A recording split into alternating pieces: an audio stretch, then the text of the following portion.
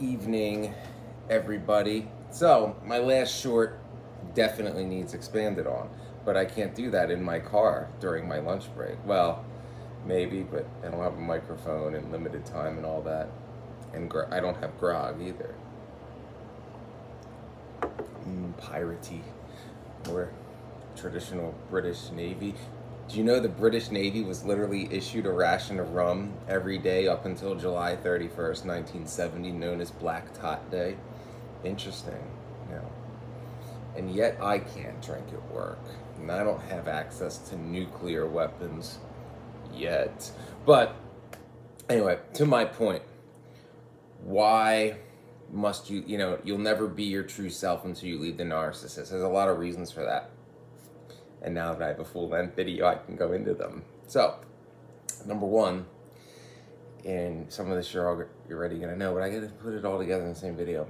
One, with a narcissist, they call the shots. So, the narcissist, it's never going to be about your interests, them, wanting to make you happy, them wanting to be a part of the things that you're into or helping you achieve your goals, your ambitions, your talents, your interests, anything about you. It's about you being their trophy, their prize, their property, their slave girl. Well, hopefully not that one, because you can't save slave girls. When I mean we, I mean the Lilithan community. We try, we really do. It's just some people are sadly too far gone, and when you try, people get hurt, emotionally, physically, almost get killed, or all the above. Yeah, I've been in all those positions. But you are a part of their life. They make all the decisions because in their twisted minds, they know best. Everything that they think, feel, do is automatically the best, and you're lucky they chose you to come along for the ride. Because remember, with a narcissist, they're always settling. Like, they're always the ones settling for you, and you should have nothing but gratitude for the I'm drinking crumbs of validation that they cast you, which is few and far between, because they're constantly going to put you down. It's constantly going to be in that vicious cycle. I've done full-length videos about the cycle of, the pattern, the cycle of dating a narcissist. Go check them out. I'll probably put them at the end of the video. Hopefully you guys, like those little title screen things. They're kind of a pain. But that's how it's going to be. So in that situation, in a relationship, because you're never really in a relationship with a narcissist, because a relationship implies that there is love, particularly in my case, it would be unconditional love, which a narcissist only has for themselves. You're there for their entertainment, their amusement, until they decide to discard you, which always comes. The narcissist at times will play games like, oh, they, need you, blah, blah, blah, blah. No. They just, they just have you beaten down to the point where you're compliant, and they've yet to find a better trophy to trade up, but they always do. Narcissists only love themselves. So when you're in that cycle, you're completely subservient to their will. You are living a proxy life. You are living your life to please a person who doesn't love you, who sees you as their property, as their trophy, their thing to show off and do whatever they want to when they want to. Algorithm, you know where I'm going. Oh yeah, I'm going there. End that dark. Through the mirror darkly. So that's why you have to break free. And it can be tough, because the longer you've been with a narcissist, those of us that were raised by him can attest to this better than those in relationships with him.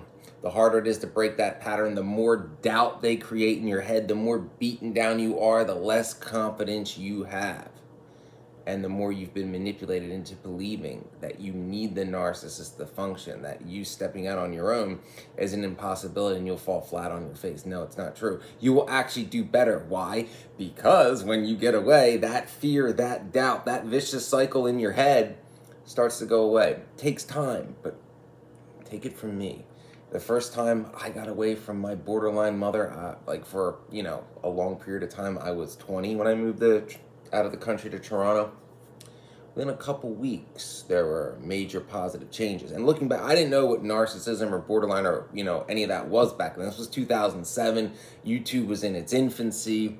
You know, narcissistic abuse wasn't really looked into. There certainly wasn't channels like mine and the bigger and better ones that talk about this stuff. So there really was no resources. It was just something retrospectively that, you know, I look back and notice. And if you're in a relationship with a narcissist, this can be more pronounced because, all right, algorithm, let me think. You have the extra emotional problems of dealing with the feelings of, let's just say, exploitation, put another word in front of that, and that's just downright wrong and makes me mad and want to hex things. But that too is a game the narcissist will play. They'll try to make you feel not only broken, but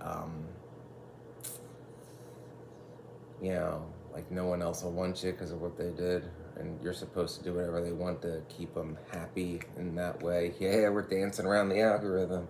But know that once you break free of the narcissist and you're able to be the person you truly are, you can attract, you know, someone who actually wants to be in a real relationship with you, and perhaps, if you are lucky enough, find unconditional love, or perhaps even be with the person you really want to be with that the narcissist is holding you back from, because the narcissist has you conditioned to believe that if you leave them, that your whole world will fall of shit, and, you know, this other person that's interested in you, that their interest will fade and all that because the narcissist is the only person for you.